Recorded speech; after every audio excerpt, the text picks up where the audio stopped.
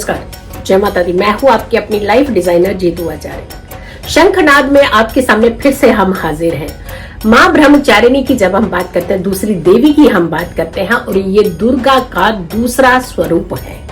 और माँ ब्रह्मचारिणी वैराग्य भी देती हैं, ज्ञान भी देती हैं, और साथ के साथ धैर्य भी देती हैं।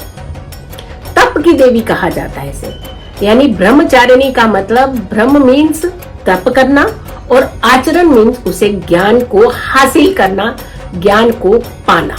और सबसे बड़ी बात है कि तप जब हम करते हैं तो तभी ज्ञान को हम हासिल कर पाते हैं। धैर्य की बहुत जरूरत होती है किसी भी ज्ञान को हासिल करने के लिए। माता रानी की जब हम हाथों की बात करते हैं कि हाथों में, एक हाथ में कमंडल और दूसरे में माला है। माला मीन्स कि तप जरूर करना चाहिए, हमें भगवान के नजदीक जरूर होना चाहिए, हमें एनर्जीज को हमेशा अपने अच्छा रखना चाहिए, पॉजिटिव सोचना चाहिए। और वहीं दूसरी तरफ कमंडल की जब हम बात करते हैं तो वो धैर्य का प्रतीक माना जाता है, यानी कलश भरा हुआ हमेशा धैर्य का प्रतीक माना जाता है। तो कहने का मतलब सिर्फ इतना ही है कि जब आप माता रानी की आराधना करते हैं, पूजा करते हैं, तो सबसे पहले आपके अंदर धैर्य होना बेहद जरूरी है, अगर आप अपने जीवन के अंदर जो भी आशीर्वाद माता रानी से पाना चाहते हैं। लेकिन शंखनाद दूसरी देवी की पूजा में कब बजेगा शंखनाद, यानी वो समय कब होगा रात्रि की पूजा का, जब आप एक दिव्य प्रयोग कर पाएंगे। चलिए सबसे पहले हम शुरुआत कर देते हैं कि शंखनाद का सही समय क्या होगा।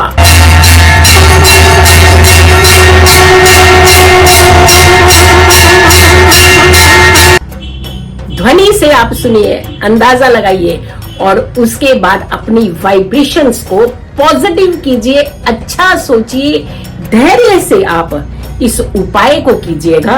यकीन मानिए आपकी जिंदगी की बड़ी से बड़ी समस्या जो है वो दूर हो सकती है।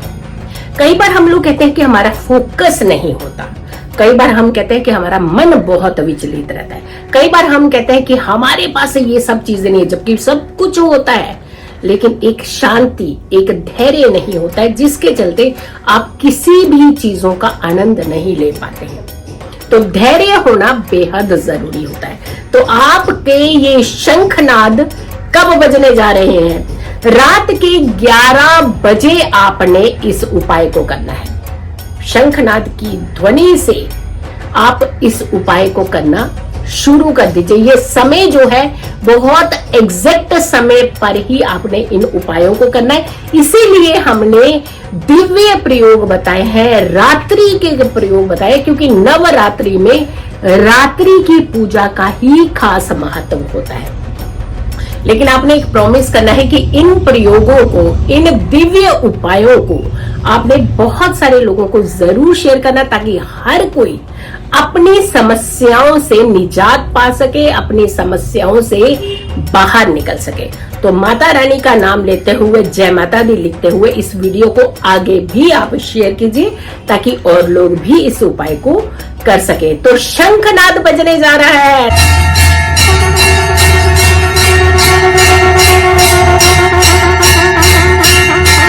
यानी 11 बजे ठीक रात्रि के आपने इस उपाय को शुरू कर देना है। क्या करना है आपने? एकाक्षरी नारियल, ध्यान रखिएगा, एकाक्षरी नारियल लीजिएगा, या फिर अगर आपको एकाक्षरी नारियल नहीं मिलता है तो लघु नारियल ले लीजिएगा। या आपको किसी भी पूजा की सामग्री जहां मिलती है वहां से मिल सकता है। आप लघु नारियल या फिर एकाक्षरी, एकाक्षरी सबसे उत्तम रहेगा।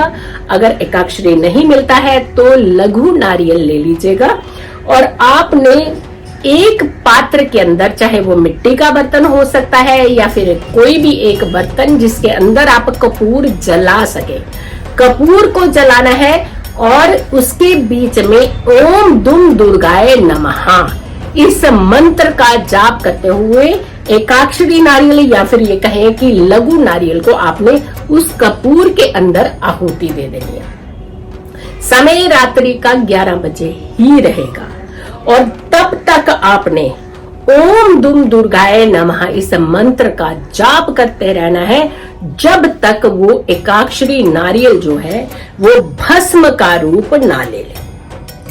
यानी कपूर कंटिन्यू जलती रहनी चाहिए, कपूर ना बुझने दे। ध्यान रखिएगा, कपूर कंटिन्यूशन में थोड़ी थोड़ा कपूर डालते रहिएगा।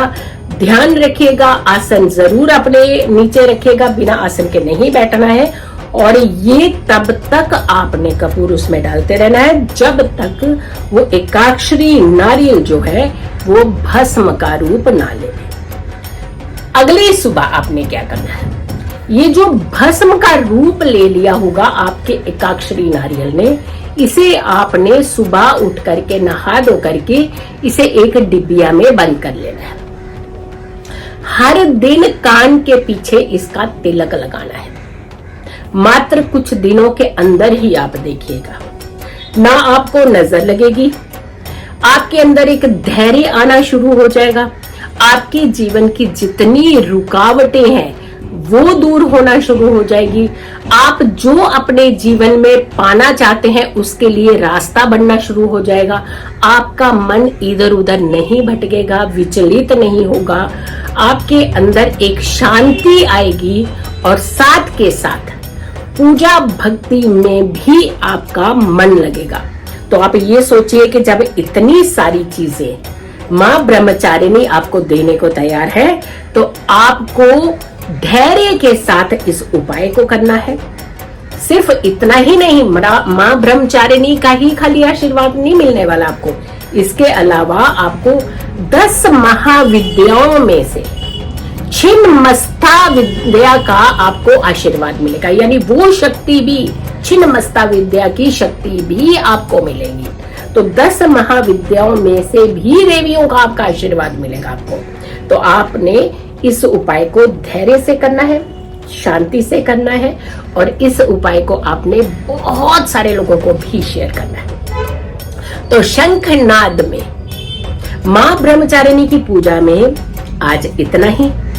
कल आपको मां चंद्रघंटा की पूजा की रात्रि विधि, रात्रि प्रयोग के बारे में बताएंगे कि चंद्रघंटा की पूजा में रात्रि का शंखनाद कब होगा और कब आपने वो दिव्य प्रयोग करना है जिससे आप एक एक करके अपनी सारी समस्याओं से बाहर निकल सकेंगे। तो वीडियो को ज्यादा से ज्यादा लोगों तक जरूर पहुंचाइएगा। अगर चैनल सब्सक्राइब नहीं किया तो जरूर कीजिए, वीडियो शेयर कीजिए और मेरे चैनल की सारी वीडियोस को जरूर देखिएगा। खुश रहें, स्वस्थ रहें, पॉजिटिव रहें। कल फिर हाजिर होंगे एक अच्छी सी वीडियो लेकर के। तब तक के लिए नमस्कार, जय माता दी।